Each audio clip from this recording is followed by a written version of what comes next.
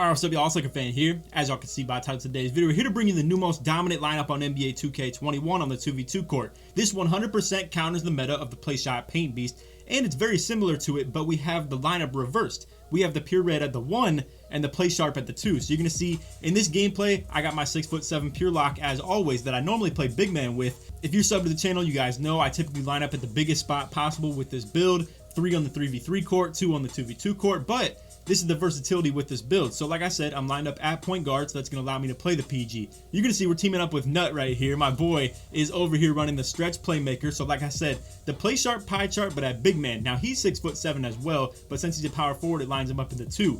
Now you're going to see, again, we're playing the typical lineup where it's not exactly a Playshot Paint Beast, but it's very similar. Playshot glass cleaning finisher, which is going to be the red and blue pie chart. Either way, inside big man at the 2, outside point guard at the 1. So I hope y'all enjoyed the video. If you do, feel free to drop a like, sub if you're new, turn on them noties, all that good stuff. Let's try this vid to 1,000 likes in the first 24 hours. You're going to see on the first possession of this game, we're going to have a slight mismatch when it comes to the big man spot. That's just the nature of this, but you're going to see on the offensive end that we have an even bigger mismatch and we force it every single time. So you'll see that later in the gameplay. Now on this one right here, I'm going to try and fight through the screen every single time, but I get out of position. Nut is going to step up. I'm going to drop down for the rebound. He ends up still dropping down and leaves the wide open shot, but either way, gets the box out. I snag over the big man's head, poked ball. Now we're going to get on offense and we don't give the ball up for the whole rest of the game. So check this out. This right here is product of playing something that you've never played before. So stretch playmaker at the 2, two-way finisher at the 1. Again, miscommunications on defense, not knowing what the build is, not knowing what it's capable of, not knowing, I mean, the dude's 6'7" playing big man and he's got the ball in his hand. Not everybody thinks to just guard him. So you can see he's wide open right there. Now I'm stressing this issue even more, and you're going to see on the next possession as well. So you can see, again, I'm forcing the mismatch to where I'm not going to let this point guard off of me and I'm not letting the big man off of Nut. You're going to see all gameplay, all video. So to explain to anybody who wants to run this exact same lineup and play style that we're doing right here, you again want to keep the mismatches. You want the point guard on me, the big man on Nut, and we're going to do whatever we have to do to not allow them to switch that. So I'm going to go ahead and just go to the wing. Nut's going to pass to me very quickly every single time. So in this moment right here, one of 3 things is going to happen. Either the point guard is going to switch out to the perimeter and the big man is going to be too slow and I get the wide open dunk, or the big man drops down in order to help as soon as I drive and the point guard stays, and just like that we have Nut wide open for 3. Or they keep the matchup entirely like they did on this possession right here. And even though this is the worst outcome that could possibly happen of those, it's still a good thing. So we still keep the mismatch to where the big man is guarding Nut, and now they end up reaching in on us. Either way, you get the deal. Now on this one right here, you're going to see something different. I'm going to go toward the top to allow them to switch, but what I'm really trying to do is bait them into switching. Now if Nut would have ran right there, I'm slipping down the middle. The point guard likely is going to step up to Nut and I'm going to be wide open on the drive. Now that doesn't happen. There's a couple of miscommunication things that happen right here because this is our first time playing together. Either way, I force it in. The big man crashes down. That's bound to happen every single time. And what's so dominant about this lineup too is that if we do execute this situation where we keep the big man on Nut and the point guard on me, just like that, now I have these contact dunk opportunities where I'm taking advantage of the low interior defense, and if he gets the ball in his hands and gets shots off on the big man, whether it be ISO or right here, I have situations where I have easy rebounds on the point guard every single time.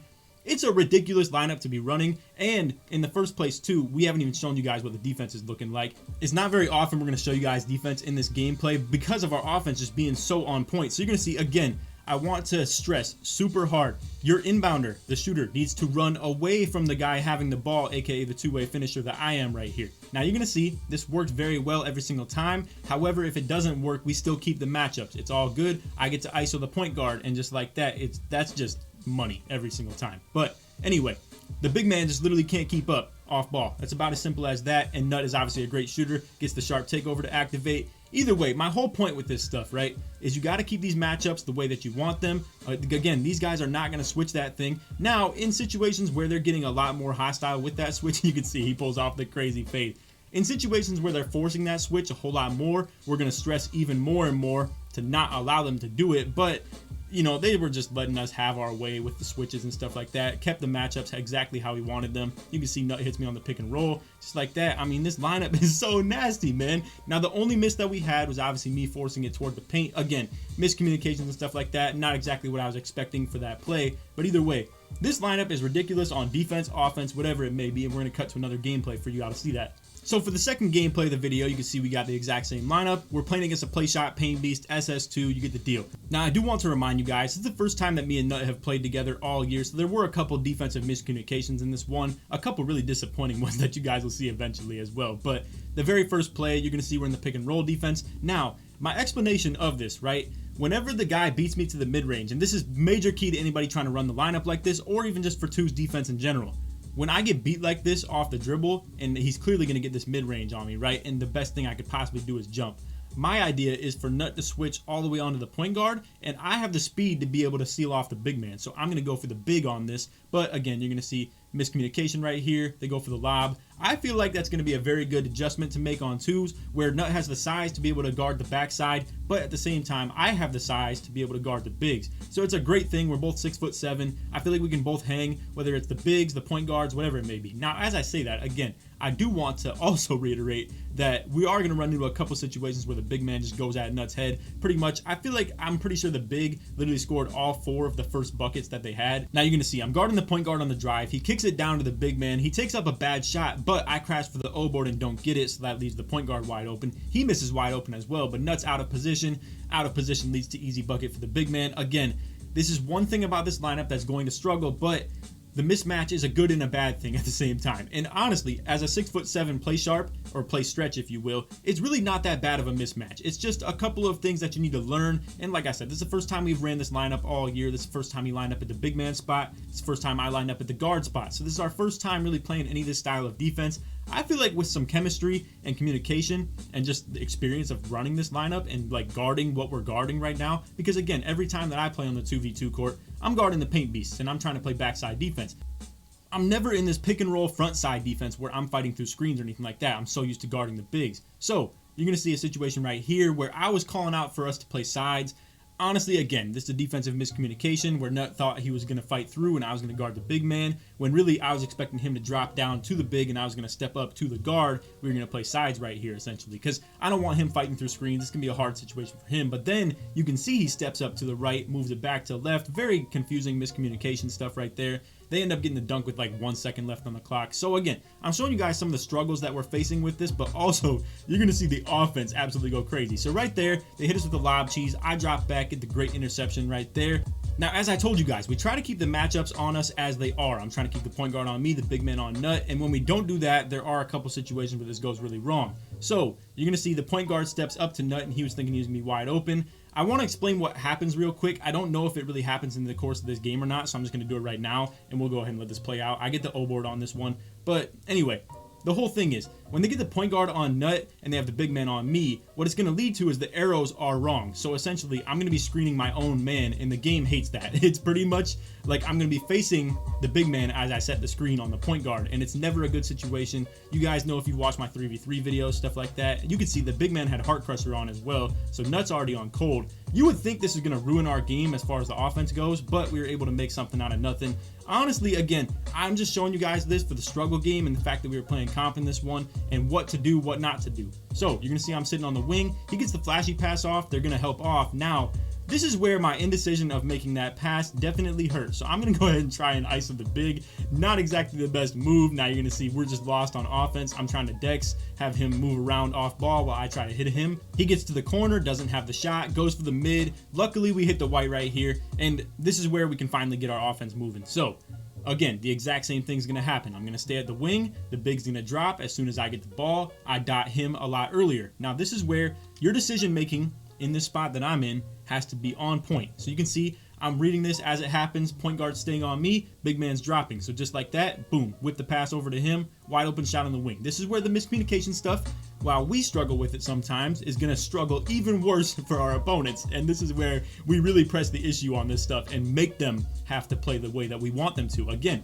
he drops. He's trying to help his point guard. He's trying to get to the matchup that I am, and I'm super fast, and I'm the threat of getting to the paint, so he needs to get there as soon as he possibly can. Now check this out. You're going to see us manipulate this again. The point guard's going to try to get to Nut. Big man drop back to me. I'm too fast. He's too slow. Just like that, get into the hoop before he can even get back. All he did was literally try to sprint backwards and let let his point guard literally try and guard Nut right there. It's a tough scene for these guys, man. Now, I unfortunately let them get the switch off right there. Again, I need to be on point with my passes. Nut needs to move away from me as well. That's a very key thing as well, if I didn't already point that out. But again, you can see just making something out of nothing. Now, if you saw right there, the screens do get very weird when the point guard is on ball and the big man's on the backside. There's a really bad situation when that becomes a thing. We're trying to play careful right here, but to even show my point even more, my screens are facing the wrong way. This is the one downside to this lineup, and it definitely becomes like a really tough scene if you don't control that inbound properly. So again, we're trying to work this Dex. I'm trying to hit him in the corner. He gets a good shot off right there, ends up missing it, and now we're back on defense.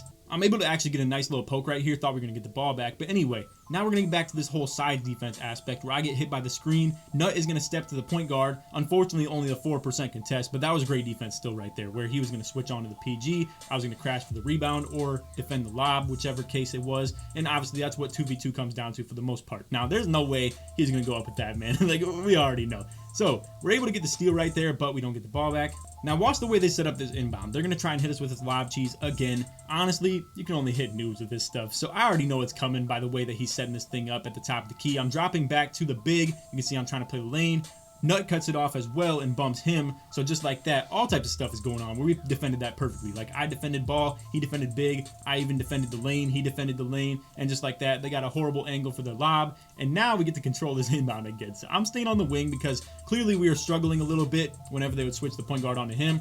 Even when he's backed up off me, I can still get the lob on the back door. And then when they don't guard me very tight, it makes for an easy flashy pass. Now the flashy pass is a huge takeover boost, and it gives me a very easy one-on-one with a PG because he's dropped back in the paint and he's away from Nut. So as soon as I see this and the big man's dropping down low, again, easy buckets, easy pass, easy shot, easy rebound for me because the big man still jumped out to contest. It's a beautiful thing, man. I love playing this way, and it's so fun. Now, some might even say that what we're doing right here is toxic. It is what it is, man. Nobody else does this in the game, and it's for a reason. It takes a little bit of big brain, and honestly, when we don't get these switches in the matchups the way that we need them, it becomes a little bit hard to do. So, truth be told, is this a great lineup? I think so, but there are some complications to it if you come into the situation where you don't allow those arrows to be the right way that you want them to. But either way, you can see Nut is capable of beating them in the ISO anyway. So what does he even need a screen for in the first place? I'm just there to kind of make it so the big man's not double teaming him, I guess. But anyway,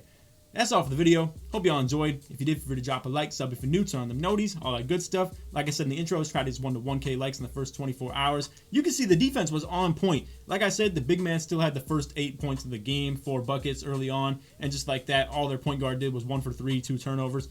Honestly, what I really want to stress that I haven't enough in this gameplay is the fact that I have a pure lock at the 1 defending these play shots, and nobody ever comes into a situation where they have that as a possibility. And like I said in the first gameplay, when people play something that they've never played before, they get super flustered, they get super frustrated, and they get lost straight up, just like that. So whenever they have a pure lock guarding them, and that's never happened before, probably the entire time they've ever played twos, and then when they have a play stretch that they have to defend on the offensive side, and we got these inbound things going on where we're controlling this and manipulating them entirely because we know exactly what they want to do, just like that, man. Like I said, they're so lost, and it's so fun to do this to people. Now, again, you can make the case that this is toxic. You can go ahead and say this is the toxic lineup, whatever it may be. Like I said, nobody does it, so you can't even say anything like that. It's not the meta that everybody runs the Playshot Paint Beast. It's very similar to it, and the offensive style is still very close, but the defense is so different. It's so different. It's ridiculous. So anyway, that's all for the video. I hope y'all enjoyed. Like I said, let's try this 1 to 1K likes. If you made it to the very end of the video, put 98 in the comments to show your support to me all the way through. And go and check out my boy Nut's YouTube channel. I'm going to mention him. It's either going to be his @ on YouTube or it's going to be his link, whichever one works. We're going to put that in the pinned comment. So anyway, that's all for the video. Hope y'all enjoyed. And other than that, take it easy, man. Peace.